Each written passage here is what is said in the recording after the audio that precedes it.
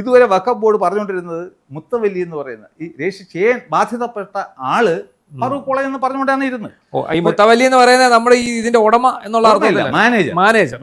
Okay. ഉടമ എപ്പോഴും വഖഫിന്റെ ഉടമ അള്ളാഹുവാണ്.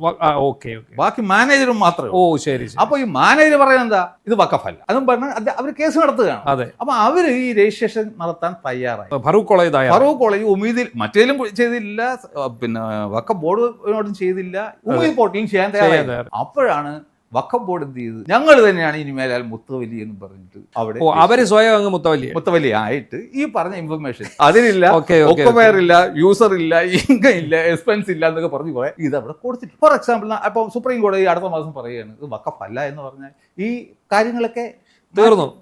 ഈ ജനങ്ങൾ ആശങ്കയാകുന്നു.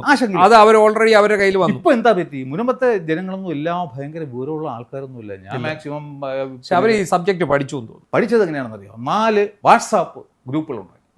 അപ്പൊ ഞാനും ഫാദർ ജോഷി മയ്യാറ്റിലും ഞങ്ങൾ 2 വർഷമായിട്ട് തോളോട് തോള് ചേർന്ന് വർക്ക് ചെയ്യണം.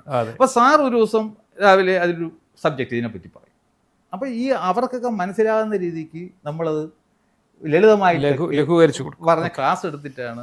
ഒരു ദിവസം ഞാൻ നോക്കിയപ്പോൾ വടയാർ സുനിൽ ABC മലയാളത്തിൽ ഇന്റർവ്യൂ പറയും, ഞാൻ അവിടെ ചെന്നപ്പോൾ അവിടുത്തെ പെണ്ണുങ്ങൾക്കൊക്കെ വഖഫിനെ കുറിച്ചിട്ട് അറിയാം. ഞാൻ അന്തം വിട്ടു.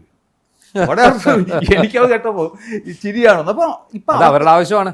എന്നാലും അവർക്ക് ഈ ഡീപ്പായിട്ടുള്ളതൊന്നും അറിയില്ലല്ലോ. അതെ. അപ്പൊ ഇവിടെ വന്നിട്ട് സതീശൻ സാർ പറഞ്ഞു 8ന്റെ പണി കിട്ടിപ്പോയി എനിക്ക്. അപ്പൊ അവര് കാത്തിരുന്നു, സ്ത്രീകളും മറ്റും. ഞങ്ങൾ സതീശൻ സാറ് വരും, 10 മിനിറ്റിന് പരിഹാരം കിട്ടുമെന്ന് പറഞ്ഞ് കാത്തിരുന്നപ്പോൾ സതീശൻ സാർ പറഞ്ഞു ഞങ്ങൾക്ക് 8ന്റെ പണി തന്നിട്ട് പോയി, സോ എനിക്കൊന്നും ചെയ്യാൻ പറ്റുന്നില്ല എന്ന് പറയുമ്പോൾ പിന്നെ ചില ചാനലുകാരൊക്കെ പറയും ഇതാ രജിസ്റ്റർ ചെയ്തു ഇനി രക്ഷയില്ല. അപ്പൊ അവിടുത്തെ പാവങ്ങൾ ആശങ്ക ഉണ്ടാക്കുക, ഇത് പോയോ ഞങ്ങളെ കയ്യിൽ നിന്ന് കിട്ടും. ഉമീദ് രജിസ്ട്രേഷൻ പൂർണ്ണമായിട്ടില്ല എന്നുള്ളതാണ്. അത് ഫൈനാലിറ്റി ഇല്ല. അതിന്റെ അടിസ്ഥാനത്തിൽ സതീശൻ സാറിന് ഒന്നും ചെയ്യാൻ പറ്റില്ല എന്ന് പറയുന്നത് കള്ളം. പക്ഷേ ഇത് ഇല്ലായിരുന്നുവെങ്കിലും, ഈ ഉമീദ് പോർട്ടൽ രജിസ്ട്രേഷൻ ഇല്ലായിരുന്നുവെങ്കിലും സതീശൻ സാറിന്റെ അവസ്ഥ ഇത് തന്നെ. അതെ, കാരണം ഇതിപ്പോ ജുഡീഷ്യൽ ഇതിൽ കിടക്കുകയാണ്.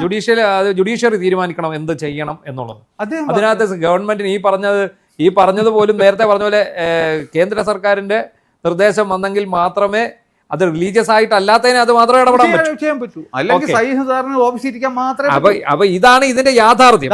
ഇദ്ദേഹം ഇതൊക്കെ പറഞ്ഞാൽ പോരെ, ഈ പോർട്ടൽ രജിസ്ട്രേഷൻ നേരത്തെ പൂർണ്ണമായിട്ടില്ല, നേരത്തെ അറിയില്ലായിരുന്നു ചോദിക്കില്ലേ.